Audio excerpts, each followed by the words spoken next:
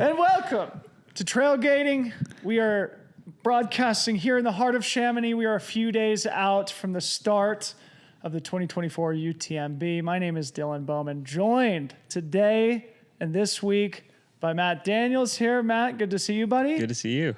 And as always, the great Corrine Malcolm careening in from the Geneva airport moments ago. Corrine, nice to see you. Yeah, thanks for holding up the pod for me. Holding up the pod. We rescheduled some things, and here we are. We've got the dream team, and we're going to share all of our thoughts, opinions, and perspectives on what is going to be another insanely awesome weekend at UTMB. Are you guys pumped up? I mean, it's UTMB week. I'm so pumped. It's really cool to be here and not have to race this year and just get to spectate and be a fly on the wall. Yeah. So you've been here a couple of weeks. Tell people what you've been up to real quick, and then we'll dive into the docket. Yeah, definitely. Came out probably close to 3 weeks now to run Sierras and all a few weeks ago, and then just been hanging out since, enjoying the Alps, getting in some good base training, hopefully for a fall race. We'll see. Yep. Yeah. But awesome. Yeah, I've been here for all of 17 minutes, and I can feel it. There's definitely energy out there. I'm excited to be, boots on the ground tomorrow and the next couple of days as we kind of go full out for all the things, right? It truly is a full gas ultra marathon starting right now until Sunday. And speaking of which, PTL started this morning. So we got the heroes of the PTL out on the course right now. Many of them will literally be on the course until Sunday. So a big shout out to the PTL runners. And tonight... Is Craig doing it this year? he is. Craig Thornley, the race director of the Western States 100. Good call, Corinne. Craig Thornley out on the PTL course like an absolute G. So good luck to Craig Thornley and his team. Behind the cameras here, we've got Mr. Ryan Thrower, Tony DePasquale, Tony with a Sony. Big thank you to those guys for being part of the team too. Oh, and what I was going to say is TDS starts tonight. So to our viewing audience, starting at, I think it's like 11:55 or something random They had like to change it because it was midnight and no one could figure out which midnight it was. So people kept missing the start. They weren't sure if it was midnight between Monday and Tuesday or midnight between Tuesday and Wednesday. And so people legitimately were missing the start of the race. And so they went to like an 11:50 or an 11:55 p.m. start time. That's a reasonable confusion. It actually makes perfect sense. So anyway, a big good luck to everybody who's going to be taking the start line at TDS. During tomorrow's show, we'll do a little bit of a breakdown of what happened at TDS and provide some live updates. A little run of show quickly. First, make sure you subscribe to the channel. We traveled all the way out here to France to bring our coverage of the 2024 UTMB to your living room wherever you are watching. So we'd appreciate it if you smash that subscribe button. Again, we're going to be here all week. So we're going to start, as we always do, with the top 10 storylines of race week. So we're going to get to that in just a second. Tomorrow, we're going to have the OCC and CCC preview. Matt and Corinne are going to join me for that as well. Wednesday, we'll do the UTMB preview. Thursday, we'll do the UTMB prediction show, plus do some OCC recap and results. Friday, we'll be out on the race course, so no show on Friday. We'll be out doing coverage for both CCC and UTMB on Freetrail's Instagram account, so make sure you go follow us over there too. Saturday is our instant recap show plus CCC results, and then Sunday we wrap up with just like the full week recap where we're going to just sit back, relax, ideally with a frosty cold beverage, and just share all of our feelings from what will be another historical week in trail running. We also have the Freetrail happy hour on Wednesday, which is going to be great. So if you're a free trailer and you're in Chamonix, make sure you come over to our little spot. Yeah, you got to come. I'm excited. It's going to be raging. So Wednesday night there. A couple more things. Fantasy, guys. You know the deal now. Go to fantasy.freetrail.com. We're playing all three of the world final events. So OCC, CCC, and UTMB. Those act as sort of the short distance, middle distance, and long distance unofficial world championships. We're going to do deep previews of all those fields. In the meantime, go check out the fields over on fantasy.freetrail.com. We're picking 10 deep for all of them. We have great prize packages from HOKA and Freetrail on the line for our best predictors. Also, Travis made a great new feature. We launched it at Western States. He's rolled it out for UTMB also. So if you go to the stats tab, navigate to splits, and then to UTMB, we now have a great archive of historical splits on the UTMB course. So for the real stats nerds out there, make sure you go check that out on the fantasy website. And finally, a big thank you to HOKA. HOKA, a great partner of ours who always makes our coverage possible. That Tecton X3 dropped this week. Seen them all over town already. So go to hoka.com, check that out yourself, or at the HOKA base camp in the expo if you are in town. Moving on, our top 10 storylines. We're going to do this in reverse order. Number 10, starting with UTMB doubling the prize money this year at for the world finals that I just mentioned. You want to get started, Corrine? Yeah, I think that, it came as hopefully not a surprise. It actually was a surprise because they also increased the prize money at the majors. So that was Canyons this year, Doyenthenon, and Valderon. So they increased the prize money there. And so the announcement actually came initially via emails to the elite athletes racing Canyons, letting them know that there would be prize money. And then it kind of trickled out from there. But we've been in conversations for a long time via the PTRA or the Pro Trail Running Association, talking about this kind of stuff, talking about kind of incentivizing or incentives for the elites to be here. You want athletes to want to be here, not feel like they have to be here, right? It's that obligation versus like desire type of thing. And I think prize money, as the sport continues to step up in scale and professionalism, a prize purse goes along with that. And part of it did come along, though, with HOKA taking over the title sponsorship and contributing money to that prize purse. Yeah. Shout out HOKA. We were just talking to Rod Farvard, and what is so clear is their commitment to the sport. This is another great example of that. Matt, did you have something you wanted to add there on the prize money element? And I think what Corrine is mentioning is an important point. It's just another signpost on this road of professionalism that the sport has been on for a long time. Yeah, that's what I was going to say. I think it's huge. This is an event that most sponsors want their athletes at. And so now that there's a little bit more incentive to really come here and, compete and try and make a little bit of extra money, it's huge. So I think it's awesome. Yeah. Yeah. It's interesting because historically prize money hasn't been a major motivator. There's not a lot of evidence that it motivates athletes to go to specific races, but it's great as a top-down show of support to help athletes create a career in this industry that, the largest race organization and arguably the largest brand are investing simply in the careers of the athletes, even without that evidence that it will increase the talent density, because it probably won't. Yeah, and for a long time, there was a belief kind of, I think, within the organization that, the athletes who would be getting prize bonuses are getting it from their sponsors, not realizing that not all the athletes on their podium were not receiving prize bonuses. And then I think they started offering prize purses to the main races of UTMB week back in 2018. And it was a surprise that year too. We didn't know we were going to get paid. We didn't know how much we were going to get paid. And right. There was a little check when we got up on the podium, and that was kind I made of a little sweet, money that year. Made TDS. We made money in TDS that year. Probably one of the last years TDS got paid out. Yeah. So we snuck in there, but yeah, it was kind of a nice surprise to be like, okay, I did this thing. And I think the big thing too is that it pays out 10 deep. Most prize bonuses that are paid out by sponsors only pay out for podium finishes, being 1, 2, 3, even though we celebrate the top 10 in each of those races.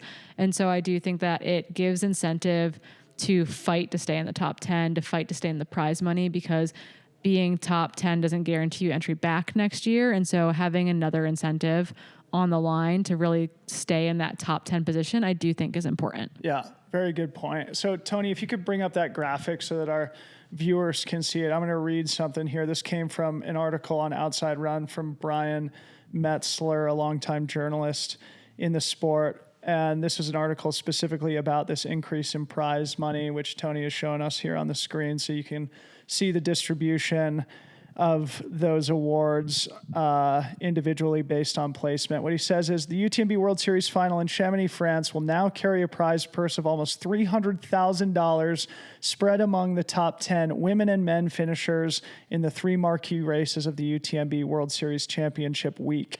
The UTMB group announced on June 28th.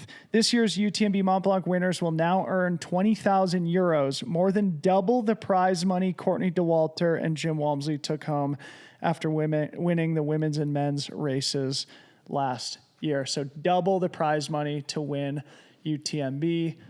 Step in a new direction for the sport. And I have to say, it probably goes without saying that not everybody, cares about this, but I think this is an interesting story going into UTMB.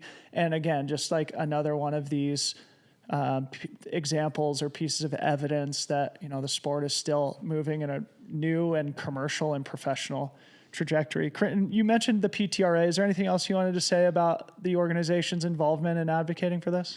Yeah, I mean, I think there are lots of little things that I feel like we're working on nudging forward. And this was one of those pieces to the puzzle. We had a lot of discussions actually internally with UTMB that I think is fair to talk about here about, did we not increase UTMB quite as much and keep the prize purse between OCC, CCC, and UTMB the same, kind of cementing that legacy of OCC being as important as UTMB or CCC, et cetera. And I think that there was kind of a hemming and hawing on it. There were definitely points for both sides. I could see it going either way. I do think ultimately, given that the people who race UTMB generally can race much less frequently, kind of honoring the original loop, the kind of marquee event here, and also the I guess like annual commitment to making it the full, almost 107 or 8 miles around Mont Blanc with a slightly higher prize purse, I think was a reasonable thing. But that did come up in discussion. Did it actually stay at 13K across the board, up from 10K last year across the board? And so I do think it was nice that we were able to give a prize purse bump across all 3 distances. But it was debated pretty fiercely on both sides. And you could see fair arguments on both sides. If you win debate. OCC, it's hard to say that winning OCC is easier than winning UTMB, right? Totally. Like it is a phenomenal accomplishment. I know internally on a lot of teams though, the prize bonus that you might get for UTMB and OCC might be similar. And so, hopefully getting honored on that front as well. But yeah, ultimately went with this mode to try to spread that cash out a little bit while yes, definitely benefiting UTMB a bit more. Yeah, it'd be interesting to see an analysis done. It probably exists already about the competitive density in UTMB versus CCC and OCC, because in all likelihood, they're probably converging. Like, in other words, UTMB usually has been the most competitive race. And if you did an analysis of UTMB index scores and the concentration of those in each race, UTMB probably still stacks up as the leader in terms of the most competitive race of UTMB week. But certainly CCC and OCC are closing that gap. And therefore, it seems reasonable to have that reflected in the prize money also. UTMB slightly above CCC and OCC that are, at this point also moving in the right direction. Yeah, and I would say it'd be hard to split OCC and CCC because I do think the fields at OCC in particular are becoming so strong that I think kind of keeping those on like a level playing field was important. Cool. I've got one other quote here that I want to read and get your reaction. I think, Matt, this would be actually an interesting thing to hear your 2 cents on. Again, this comes from the Outside Round article I just referenced, and Brian says, "This new prize purse dwarfs in comparison to even other endurance sports like triathlon, track and field, and marathoning. At the new professional triathlon organization T100 race series, for example, the women's and men's winner at each of the 8 races will take home $25,000, and the series winner will win an additional $210,000. That doesn't include the significant appearance fees athletes are making simply to participate in the series, which totals $3 million spread over 20 athletes in each gender." So even though we're seeing $20,000 to win UTMB, that still pales in comparison to like the second most important triathlon series on planet Earth. We're really not seeing appearance fees at this point. Maybe that's sort of the next domino or they're to going fall. by the wayside. Yeah. Like Sierras and All, for example, has historically given appearance fees, maybe one of the only races to give appearance fees in the trail and I guess sub-ultra space. And I think that is, we're actually seeing less of it than maybe we used to see in the past. Yeah, I agree. And I think, I think it's coming eventually. I think we're still in the infancy years of trail running, and we're seeing this growth happen, and it seems like a lot from our end because, we've been in it for a while. But there was a time where triathlon was in the same position. And I think as more, sponsors get involved and there's more viewership on UTMB and it becomes a little bit more mainstream and more people are trying to, qualify for it, like people are trying to qualify for, Kona and Ironman or, what have you. I think over time, that money's going to start to trickle in. And I think that eventually we'll get there, but this is a start, and it's exciting to see. Yeah. And, it is exciting. It's cool. And for the three of us, like when we first started in the sport, you literally couldn't make a living. Right. And so, yeah, I mean, $20,000 is good money, but to devote 12 months of your life and then to have the minuscule chance to win UTMB and make that amount of money, it still is not commensurate, the level of achievement with the level of compensation, but it's going in the right direction. And compared to where we all started, it's accelerating, and it seems to be moving at a healthy pace. Yeah, I mean, you could say that the next most competitive 100-mile race, which is usually Western States, still doesn't have a prize purse. Cool. So let's move on. Okay. We spent a lot of time on the prize money. And again, not everybody cares about this. Not everybody thinks prize money is an important thing for the sport, but I think an interesting storyline in this year's race. And congratulations to everybody who takes home a check this weekend. Number 9 storyline. Can't wait to talk about this one. The Kiwi great Ruth Croft finally makes her UTMB debut this weekend. Knock on wood in here. Stat, Seriously, please. Yeah. Get us started, Corinne. Yeah, so I feel like we've been waiting for this to happen for years at this point, right? We've seen her dominate at OCC. We've seen her dominate at CCC. We've been waiting for her ever since she showed that she could and wanted to run a 100-mile race at Western States to show up to the UTMB start line, to be here because, we wanted her to expand on that, the Triple Crown, the trifecta, the 3 great wins. Not very many people are eligible for that. But getting to see Ruth in that level of talent finally take it on is a big deal. She actually, 2 years ago, was kind of post-Western States, just not really quite ready to put it all out there. She talked about dropping down in distance, ultimately didn't race that weekend. Last year, training was going great, was really focused on UTMB. It put in a huge block for it, got sick, right around now, basically, last year, kind of going the weekend before UTMB. So to see her, to have some confidence that she's currently healthy and fit and ready to do this thing, I'm very, very excited. Me too. We sent her a message to say, hey, you want to come do an interview? She's like, I'm going to lay low a little bit. I've pressed my luck. I think that was my interpretation. She's quarantined somewhere. Yeah, quarantined for the big dance, and we can't wait to see Ruth. You have something you want to add? Yeah, I think that's probably smart on her end, especially with the luck she had out here. But Ruth's a runner I've looked up to since I got into this sport. Me and too. One thing a few years back that I kind of noticed, and she's very open about how she was going to be a little bit more methodical in getting into the ultra distances, especially a race like UTMB, and wanted to stick to some of the shorter stuff for a while and kind of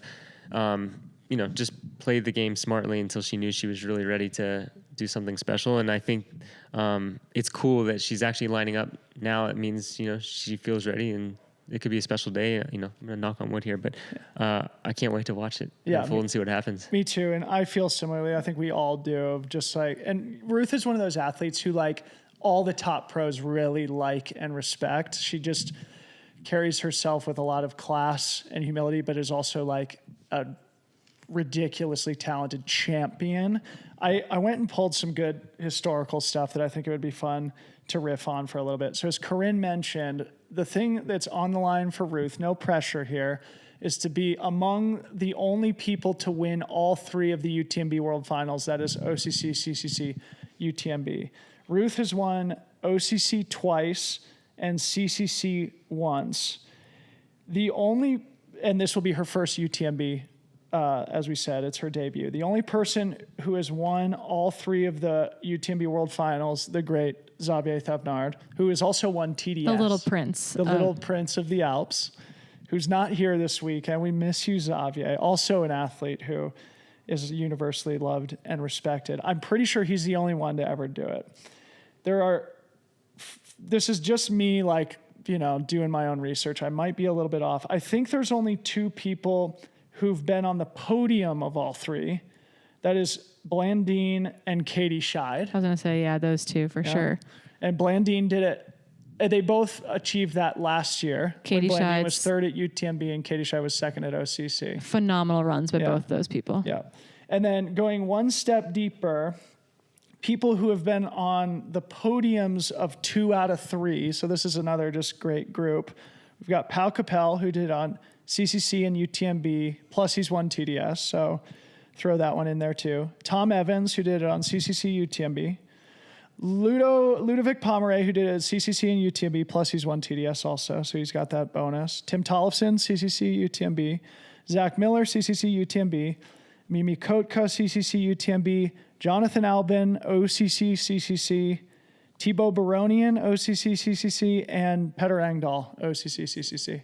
So that's, I think, 9 athletes who've been on the podium of 2 out of 3, and it's all like a who's who. My point is, like, it's so cool to follow these athletes who are consistent here on the world's biggest stage over many years. One thing I want to point out is that historically it's like you do OCC and then you do CCC and then formally you did TDS and then you finally stepped up to UTMB. I just want to just like quickly shout out how amazing it was that like Katie did the opposite there, where she had done CCC, gone up to UTMB for a number of years, and then she's like, you know what? I'm going to run OCC. And we were all kind of just like scratching our heads wondering how that might pan out for her. And to walk away with like a hard fought second last year, I just think showed incredible range, but it also shows just how hard it is to get on podiums at multiple of these distances and how critical it is.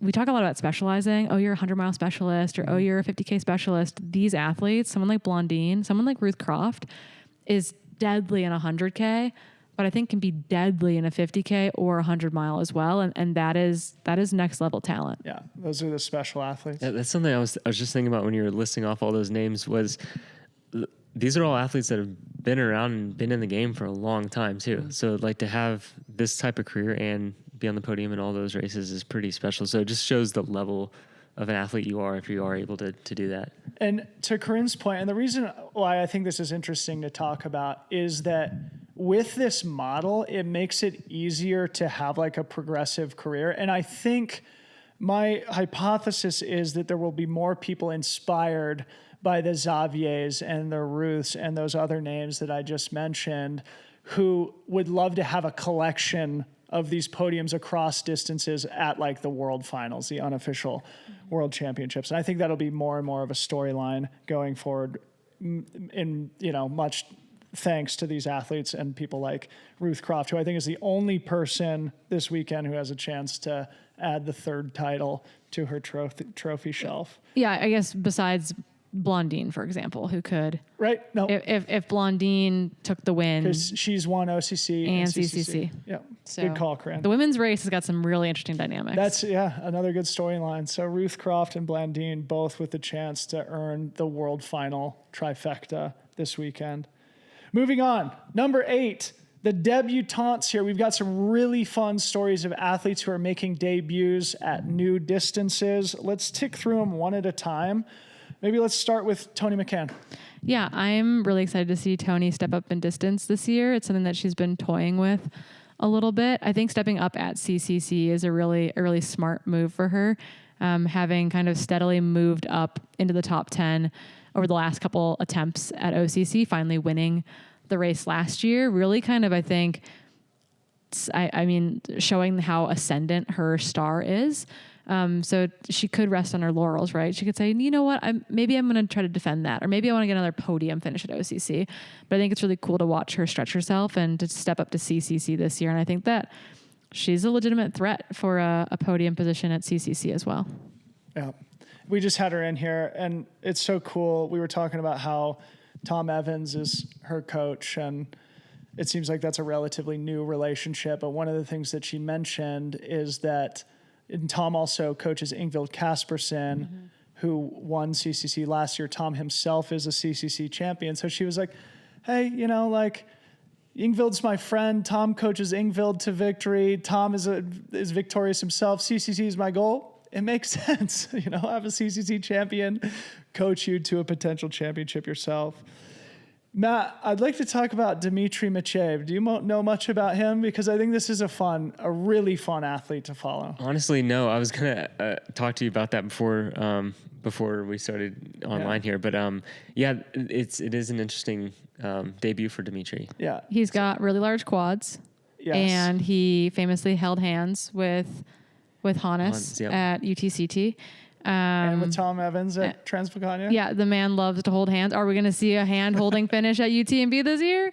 Only time will tell. Yeah. But I do, Dimitri is a really, really talented athlete. Hasn't been able to race at UTMB the last couple of years. He and his wife are Russian, but they got Andorran permanent resident status this past year, which has been a big deal because they can kind of like safely move about Europe, get resources and assets out of Russia and like live a life in the rest of Western Europe with us and get back to a start line like UTMB. And so he has attempted UTMB but hasn't finished. I think it was 2 years ago, if not 3 years ago, DNF'd at Courmayeur. But he did. But he's had really great TDS success and is just like a very solid, incredibly strong athlete and an amazing coach as well. Yeah. Is he doing most of his training in Andorra? They've kind of been back and forth. They actually spend a lot of their time in Turkey as well because they coach running camps. Like they are like the preeminent Russian speaking coaches. Like they coach, I think, everyone basically. Yeah. I've heard they have like a thriving coaching operation and that they've had a great impact on that community. But Dimitri is like, I think one of the most fascinating athletes in the sport because he like never screws up. Like he is such a consistent high performer. That UTMB year felt like an anomaly, right? Like I remember him dropping I was at Courmayeur when he dropped. He just never has a bad race. It was weird. Never. He's like always second, third, fourth. Occasionally he breaks through and has a big win like he did at UTCT that year with Hannes. And having never finished 100-miler, I just view him as a guy who has all the tools to put it together here and that likely learned the lesson that he needed to from that DNF and who, based on historical precedent, will be in the mix, like is a guy who very rarely screws it up and so is a name that will likely be in the mix. He'd be a phenomenal hard rock candidate. The other thing is like he doesn't speak English, so I don't know a lot about him, so I followed him a lot, and all I know is like what he posts on Instagram, and I hit the translate button. I'm like, I feel like I'd be friends with him, and I just want to know more about him, but I obviously don't speak Russian. He doesn't speak English, but I'm a big fan of Dimitri's. I cannot wait to see him race this weekend. Yeah, he's a pro's pro too. He's one of those like I've lived with Dima and Ekaterina and for weeks at a time, and they akin to Tom, right? Like truly hyper professional. Like they make you want to care more, to try more, to go all in because they truly are incredibly professional about their approach to training for trail and ultra running. Yeah, I like doing the lactate test thing and yeah, they're uber nerds. Stuff. It's really cool. So cool. All right, let's move on. Otherwise, it'll take us a million hours. Thibaut Baronian, real quick. He's stepping up to the 100-miler for the first time. Also an interesting athlete. He's been on the podium of both OCC, CCC. I listed his name just a second ago. He's sort of made his name racing in the short distance stuff, Golden Trail World Series, but he's dabbled in the ultra stuff as is evidenced by his 2 podiums at the UTMB World Finals. Could go for that quadfecta of World Final podiums here. So Thibaut Baronian making his 100-mile debut. Feel free to add any color you guys want on that. Otherwise, let's move to Helena Faulkner, who I think was one of the stories of last year's UTMB with her 3rd place at CCC, racing with fearless bravery. Get us started. Rocking the bucket hat and heart-shaped sunglasses the whole time too. She was a vibe racing last year, you know, knowing that she trains with like MK Sullivan a bunch, like just the energy that comes out of Helen, I think is pretty special. Truckie's home for her. You know, like mountain time is home for her. So I think that UTMB is a race that suits her really well. I think her coach has tried to make her really patient, trying not to have her jump up in distance too quickly. Cause I think that is what she is personally, I think, really hungry for. Yeah. So I'm really curious to actually see how it'll go. Like, what does that look like starting at night? Right. Cause the nighttime start is really weird for people. And then like, what does she look like at Courmayeur? Like that is what I'm very curious about. Yeah, I think with her, it's going to be like, you know, as long as she plays the patience game during the race, I think she could do really, really well. I've heard fitness is at an all-time high. So, yeah, excited to see how that one goes too. I just think it speaks to her character, both the way that she raced CCC last year and the fact that she's making her debut at UTMB this year. We'll remember at CCC last year, she like really put herself out there, was just behind Ingvild, faded a little bit. Emily Hawgood passed her into second place, but she brought home a podium position in her first ever UTMB World Final at CCC. And just like to make your 100-mile debut at UTMB of all places is like a baller move that takes a special psychology, I feel like, a special personality.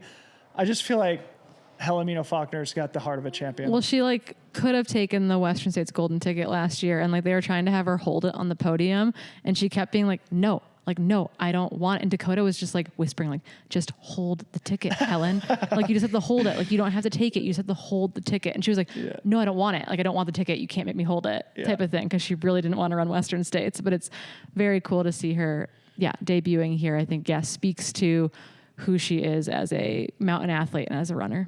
So cool. Can't wait to watch Helen. I view her as like the next generation. Like she's got some Rory Bossio energy a little bit, and I think, but with like a different type of grit level even. I was talking actually to MK Sullivan and her husband, Tommy Sullivan. They came out for a run in Marin with me, and I was like, like what's up with Helen? They're like, she's just like tougher than everybody. Like she doesn't like doing intervals, but when the gun goes off and you race, there's no one more competitive, no one tougher. And I just feel like it takes that mindset and that personal disposition in order to race at this level. So she's going to be a fun athlete who's not necessarily a household name right now, who our audience can look out for. Yeah, I was excited to see her race at Transvolcania. Unfortunately, I don't know if there's a niggle or something going on there. I found her pretty early in the race, just like clearly having a tough time, like clearly being hard on herself about it too. And so I'm hopeful that she's like really bounced back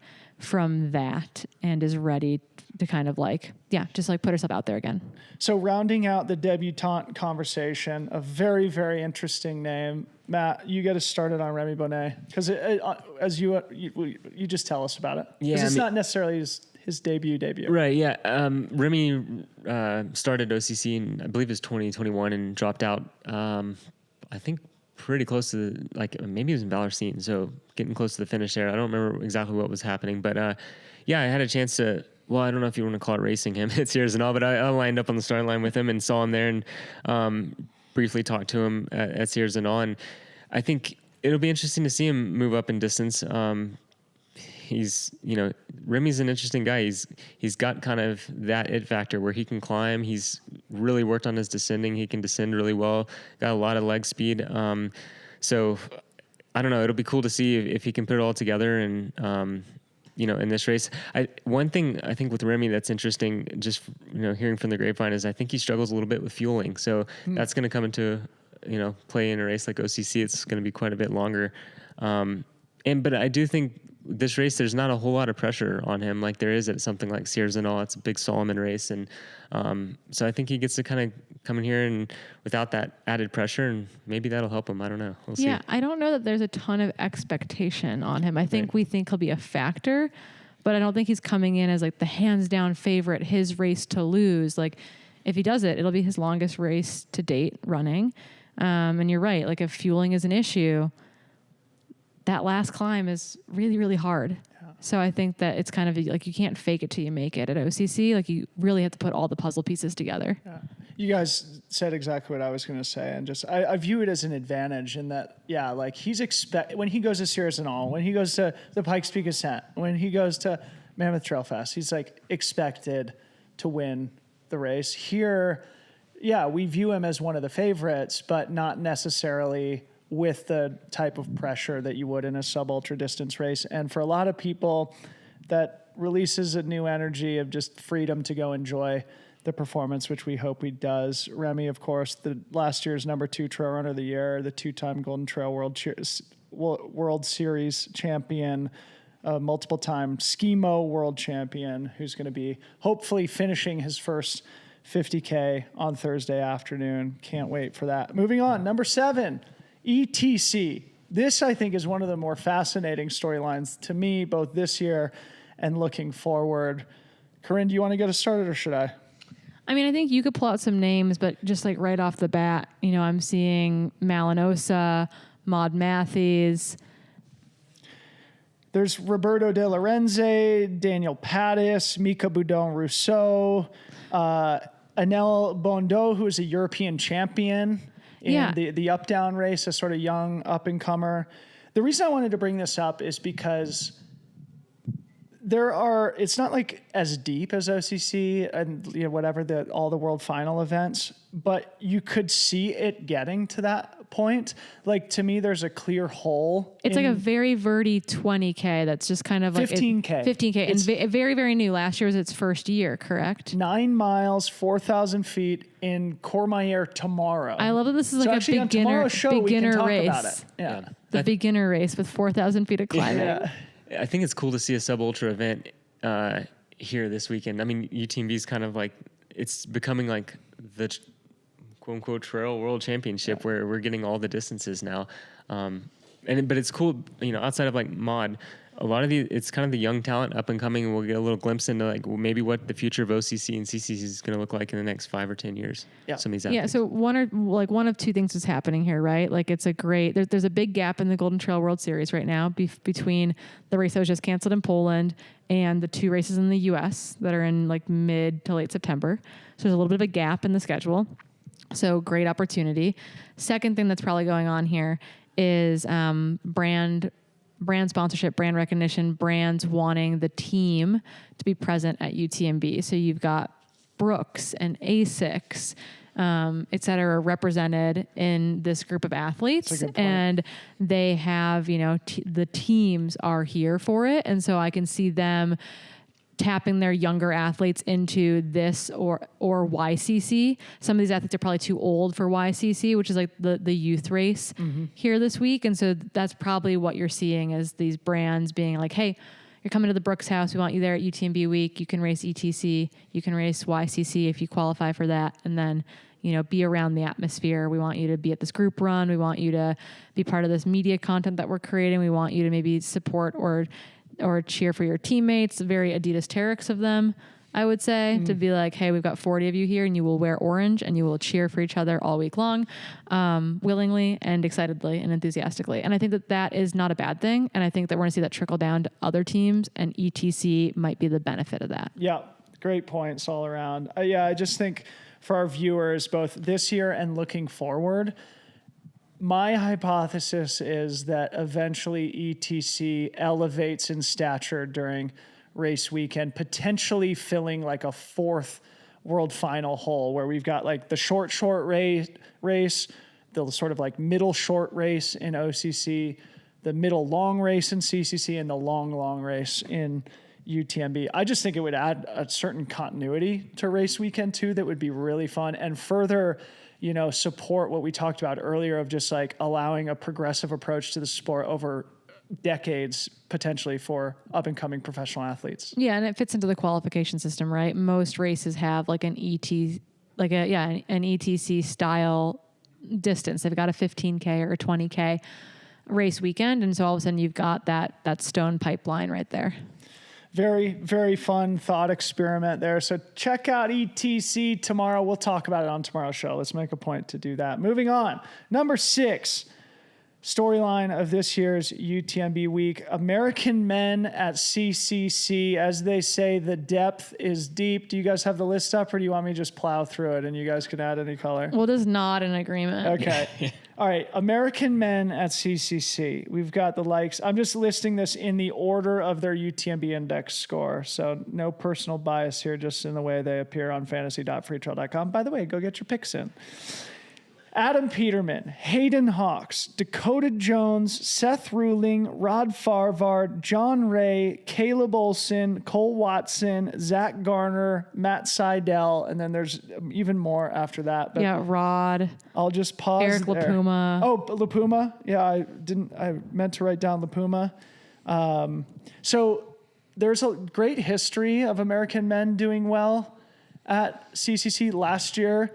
What was it? Dakota was, they went 3rd through 6th, 3rd, 4th, 5th, 6th. Dakota, John Ray, Drew Holman, Seth Ruling. So anyway, comments. I know you're close with a lot of these people, Matt, and you know, you're obviously familiar with what it takes to compete at CCC and the historical record of American men specifically have had with success there. Yeah, it's loaded. And the cool thing is I mean, just looking at this and knowing all these guys personally, they're all fit. Like it's cool to see them all like lining up in top shape and ready to roll. And, you know, we have a few returners, quite a few of them are coming back after Western States a month ago, and so that'll be interesting to see. But all those guys seem to have recovered really well too, just talking to them. And so, I mean, I don't know. I'm gonna put my money on an American for this one. And an American probably in a HOKA kit, I might say too, with Adam Peterman, Hayden Hawks, John Ray in that mix as well. Rod, who you guys talked to before I got here. You know, it's got. Yeah, I'm really excited for it. I also want to just say, and we can talk about this more tomorrow, really excited to see a healthy, fit Adam Peterman at a UTMB race on the start line for CCC. It's like, I feel like we've been waiting for this moment for a little while now. Yep. And he, you know, smartly did not do it after a Western States year and then got injured and then we missed a year. And it's just like, I'm ready for this. Yeah. We are collectively ready for Adam Peterman to take the start line at CCC. Yeah. And I think this is good, you know, like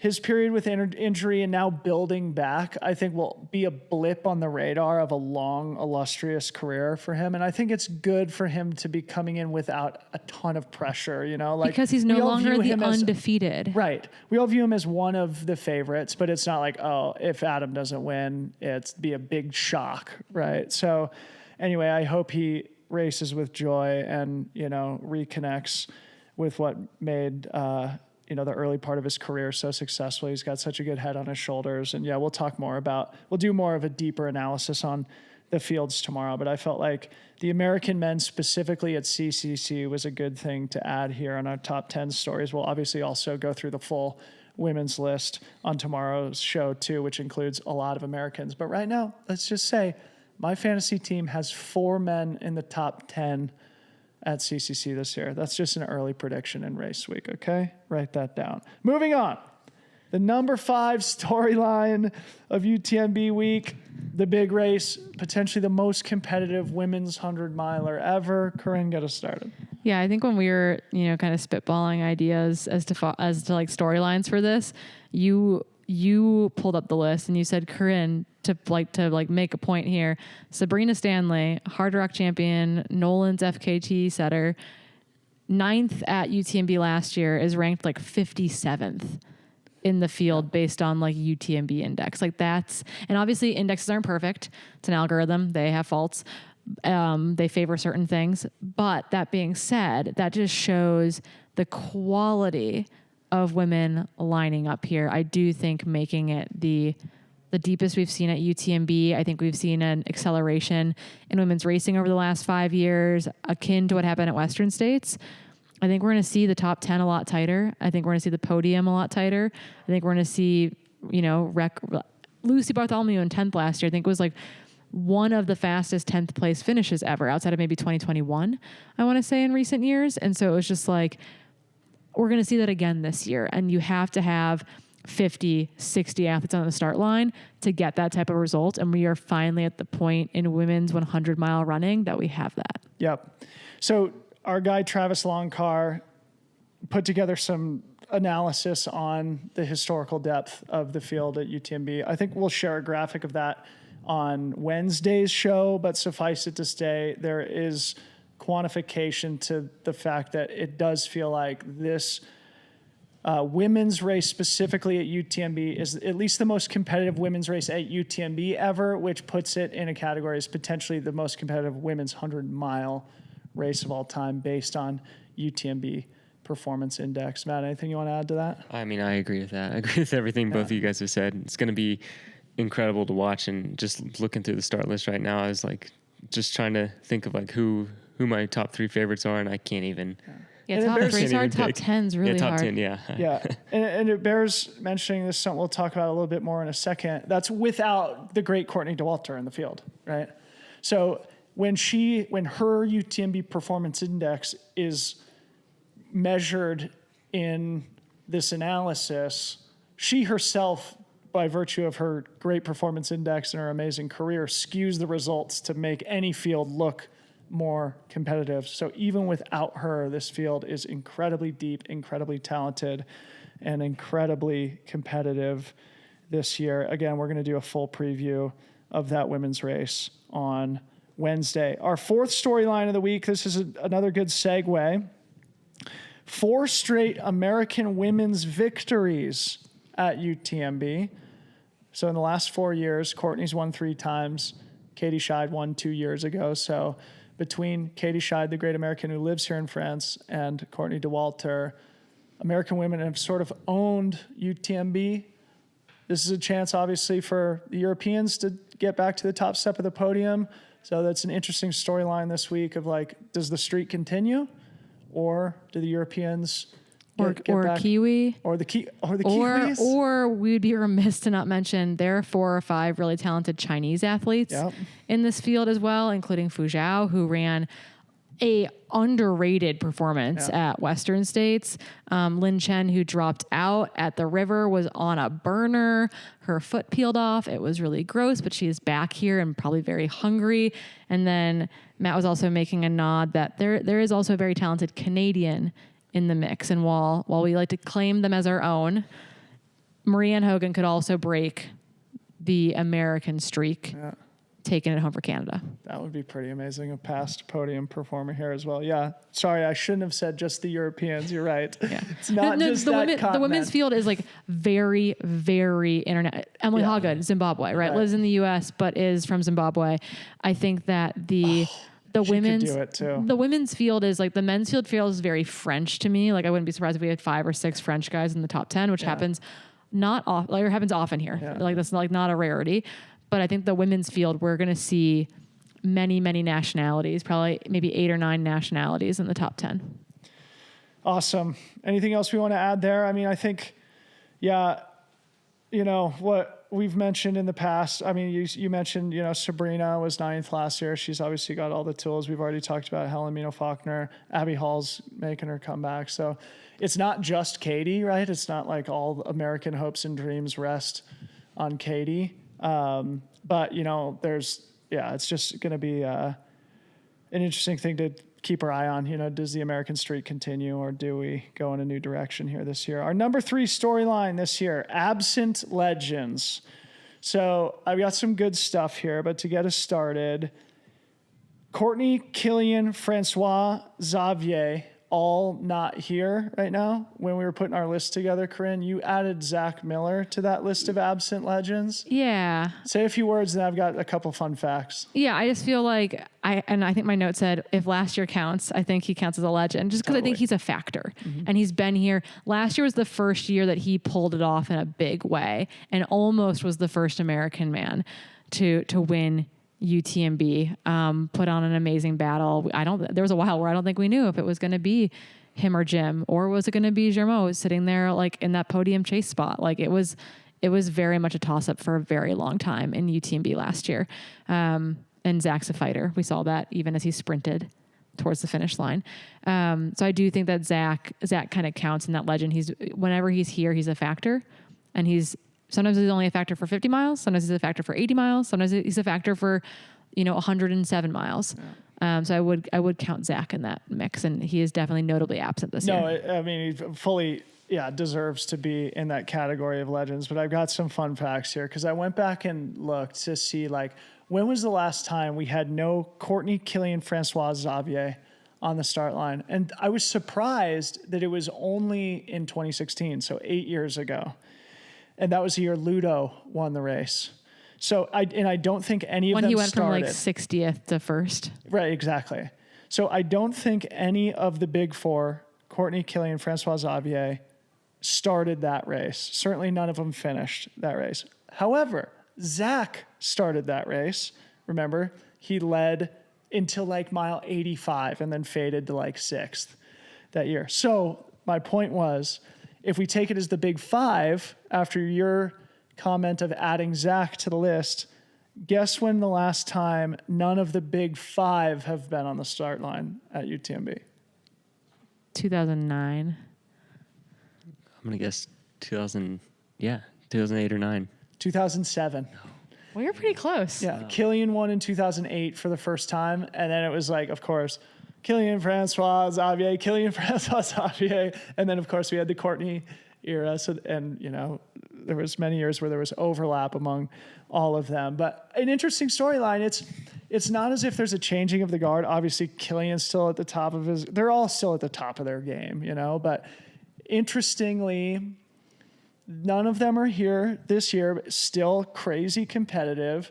And maybe this is the start of, you know, the process of changing of the guards for a new legend to establish themselves in UTMB history. So a fun storyline for the week. A few absent legends opening the door for the legends of the future. Yeah, I think it makes it more interesting. Totally. 100%. Number 2 storyline, the doublers. You know, we always have to talk about this stuff. You know, once you get to UTMB, almost everybody has a decent volume of racing in their legs. Corrine, do you want to get us started? Yeah, I mean, I think I brought it up. Maybe I didn't bring it up. But like the top four women at Western States are doubling this year. So Katie Scheid, Fu Zhao, Esther Chillog, and Emily Hawgood are all doubling this year into UTMB. I think Ida was supposed to, but might not be racing. We're not sure. Nielsen? I've heard the same thing. Okay. And then Heather Jackson obviously coming back for CCC.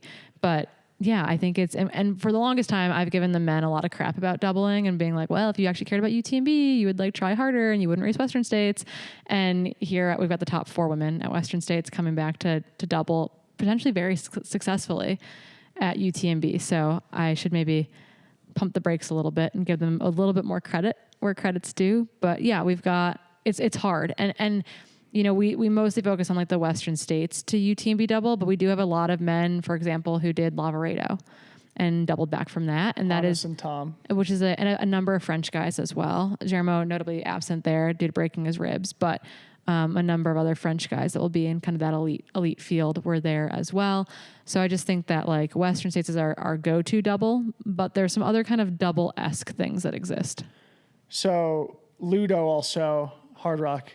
The UTMB tight double. Yeah. The scary double. Super tight double, but you know, recent historical precedent, Killian and Francois pulling off double victories at those. Catherine Hartmuth was supposed to double Hard Rock to UTMB, but she is not running UTMB because she is focusing on Tour de Jean.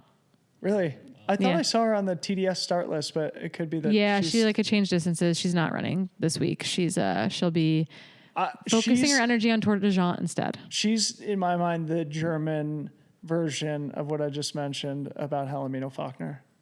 Just beast, heart of a champion. Nothing's too tough. Yeah. Anyway.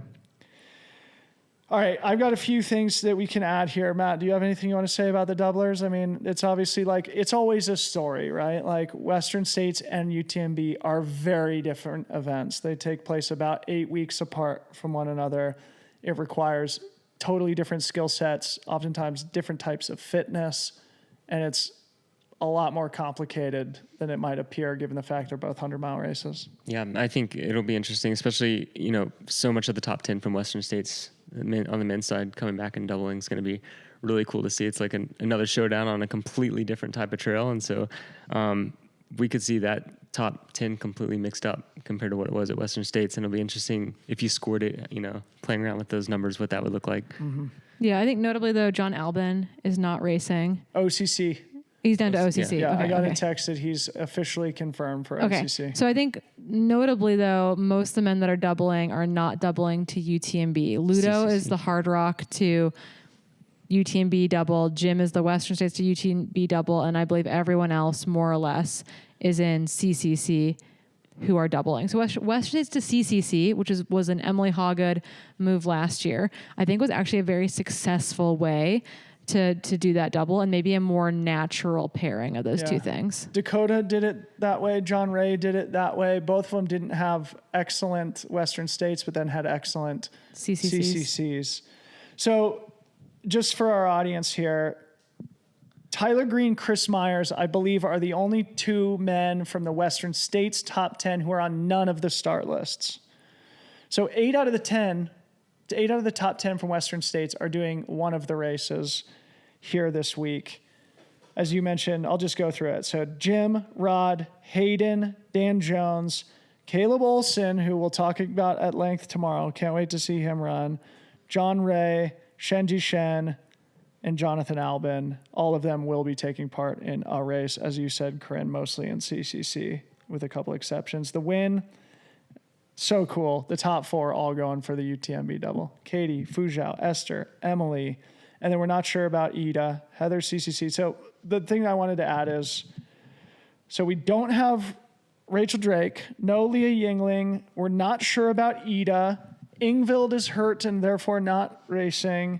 No Priscilla Forgy. So 5 or 6 of the top 10. Yeah, racing other things. Priscilla just won Squamish 50 mile. Rachel is in the midst of ICU rotations and residency. Leah will be here crewing Mike McMonigal, her partner, and then running Run Rabbit. And then, Ingvild broke her elbow, unfortunately. Yeah. So, but a good mix coming back. But most of them, you're right, doubling back to UTMB instead of one of the shorter distances.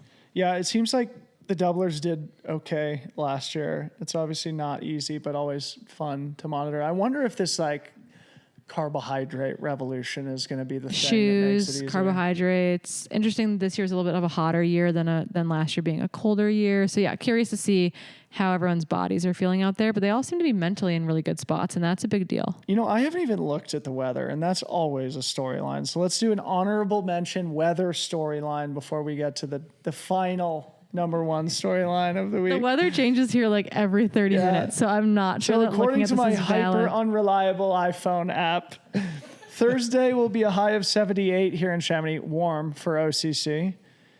Friday, a high of 77 here in Chamonix, warm for CCC.